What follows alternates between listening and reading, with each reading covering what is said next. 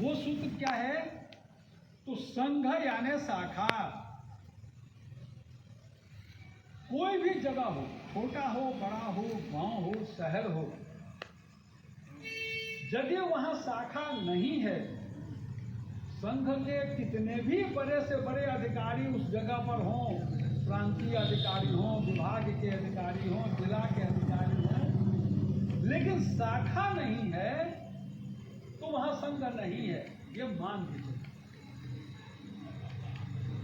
तो संघ यानी शाखा। और ऐसा हम क्यों कह रहे हैं? क्योंकि समस्या का समाधान शाखा के माध्यम से ही हो सकता है। क्यों?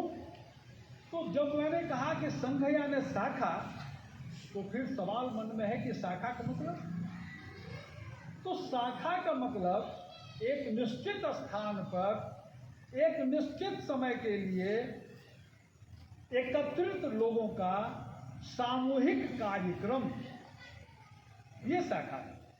जैसे आपके इस मैदान में प्रभात शाखा लगती है, निश्चित है 1 घंटा का कार्यक्रम होगा, स्थान निश्चित है, समय निश्चित है, और उसमें आने वाले लगभग स्वयंसेवक भी निश्चित रहते हैं।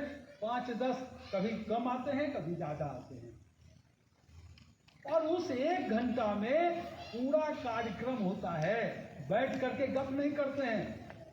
तो 1-1 मिनट का कार्यक्रम निश्चित है कि कितना देर सूर्य नमस्कार होगा, कितना देर खेल होगा, कितना देर व्यायाम होगा, कितना देर चर्चा होगा, कौन सा गीत होगा, फिर प्रार्थना होगी और सब लोग कर जाए।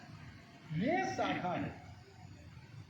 समाज वास्तव में संगठित होता है शाखा के माध्यम से, और ये कोई साधारण काम नहीं है। शाखा एक तपस्या है। शाखा के बारे में जानना हो तो शाखा के मुख्य शिक्षक और उसके कार्यवाह से पता चलेगा कि शाखा कितनी बड़ी तपस्या है। नित्य शाखा लगाना, किसी भी मौसम में शाखा लगाना, कोई भी मौसम शरीर के लिए अनुकूल नहीं होता, इस बात को समझिए। गर्मी है तो शरीर के लिए प्रतिकूल है, बरसात है तो प्रतिकूल है, जाड़ा है तो प्रतिकूल है। ऐसा कोई मौसम नहीं है जिसमें कि मनुष्य के लिए या स्वयंसेवक के लिए अनुकूलता आती है। स्वयंसेवक अपने तपस्या से अनुकूलता बनाता है। इसलिए शाखा बहुत महत्वपूर्ण है। सिर्फ हम शाखा है तो उस जगह का वातावरण बदल जाता है, उस जगह का वातावरण बदल जाता है। एक उसका उदाहरण, एकदम छोटा उदाहरण दे रहे हैं। आज से हमको लगता है 5 साल पहले की बात है। उसमें हम जिला कार्यवाह थे और तेलों में हमारा 3 दिन का शीत शिविर लगा था। उस शीत शिविर में एक नवाड़ी से आगे हिलमारा गांव है शायद, छत्रपति पंडित जी उस गांव के अपने अभी के कार्यकर्ता हैं, जो जिला स्तर के कार्यकर्ता हैं। वो वहाँ से 3-4 लोग हमारे शीत शिविर में आए। हम लोगों के साथ बैठे, चर्चा हुई। उन लोगों ने कहा कि हमारे गांव में सरस्वती पूजा करने की परंपरा है, और वर्षों से, कई वर्षों से हमारे गांव में सरस्वती पूजा होती है, बड़ी धूमधाम से होती है। पूजा में कोई समस्या नहीं है। समस्या तब आती है जब हमको मूर्ति का विसर्जन करना होता है।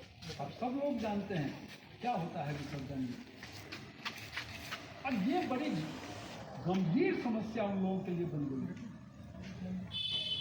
तो हम लोगों ने कहा इसमें हम क्या कर सकते हैं?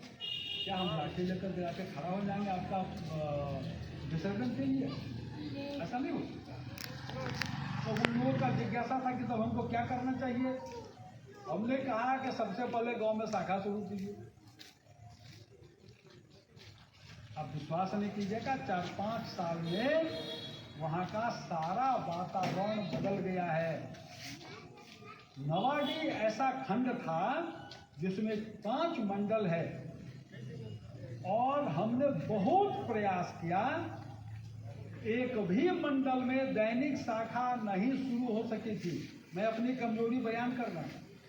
हमसे आगे के भी जो जिला कार्यवाह थे उन लोगों का भी प्रयास विफल रहा था, लेकिन वो नवाडी की एक घटना, पूरे भेलमाड़ा की एक घटना पूरे नवाडी प्रखंड का वातावरण बदल दिया और 5 मंडल में 5 शाखाएं नवाडी में लगती थी।